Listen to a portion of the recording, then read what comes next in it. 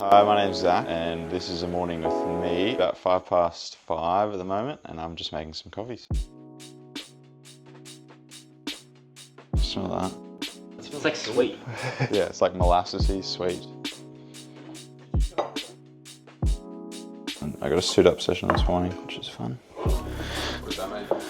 Race suit. Nice. Sweet. Thanks, mate. Thanks, man.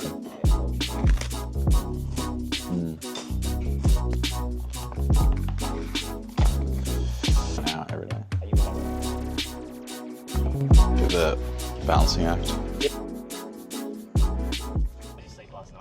Yeah, the data was pretty good. I mean, for me, I try to look at some of the data, but at the end of the day, I still have to perform whether the data's good or not. So I try and keep a track of it overall rather than single nights. So for me, it's about making sure the entire week, entire month is good and then banking on that rather than, you know, having one poor night and freaking out. And so typically, like, my night routine will be, typically I'm having some triple magnesium and some sort of hydrate drink. Like, that really helps my sleep quality, not the onset of sleep. Definitely that data comes back when I'm having it or not having it, is definitely deeper sleep for a bit longer, which is for me, like, that restorative sleep is really important. You're going back to Paris. Where's your favourite spots? Like, what is a day off in Zac's life look like?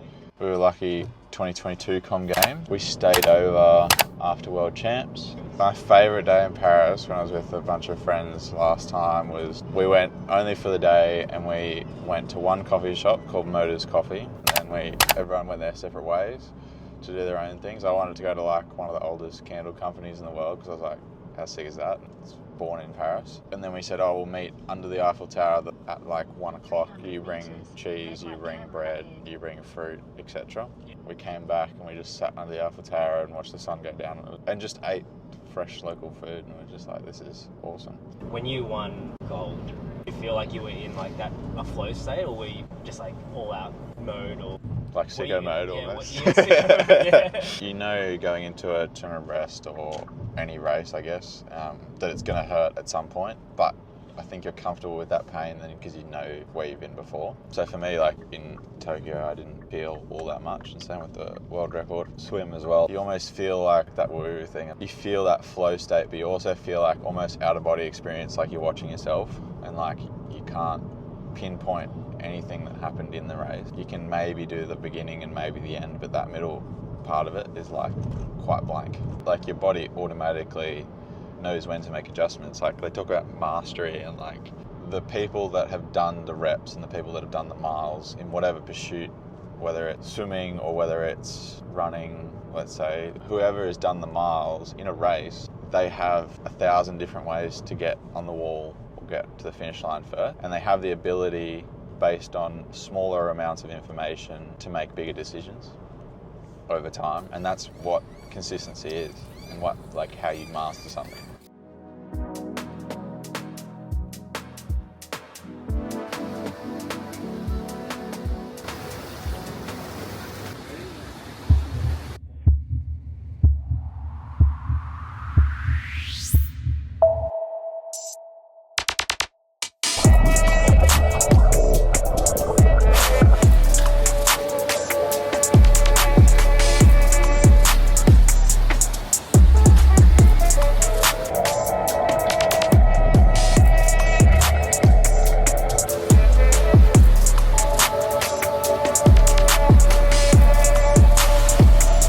How many Ks was that? Like, did you just do like a 2K warm up? What's a big week in the pool? How many Ks would you do? 60-ish. Over That's 10 sessions, so it's not too bad.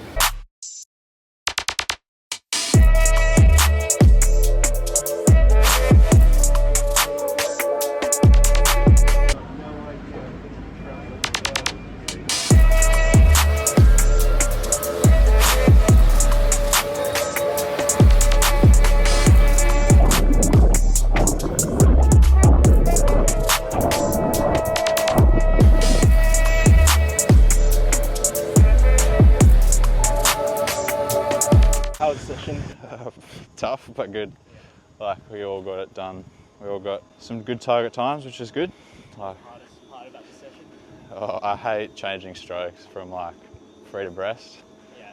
It's my pet peeve of like Just changing muscle groups, my legs always like cramp up, so it sucks.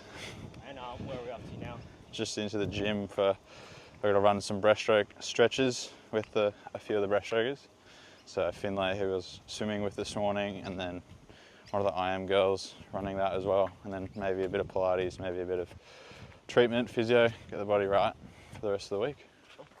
Done so much in your career, I'm sure you get like a lot of young kids that was like how to get into swimming or how to improve. Like, yeah, for the really young kids, definitely like keep enjoying it. But as you progress through the sport, it does take the hard things, but it also takes enjoying being mundane for a very long time. And I think we're missing that a lot lately. Is like everyone gets attracted to the fancy sprint stuff, but at the end of the day we do need to do some of that base load. I was talking about it only yesterday. With all the Paris prep, you can get caught up in, oh, we need to do this, we need to do that, and we need to add everything in, but it's like, no, we need to actually keep it quite simple and execute to the best of our ability, and that's ultimately like kind of where we've landed with it. For me, I think about it as like, if you're cooking, you need your meat and potatoes, you need your staple, you need your protein and your carb.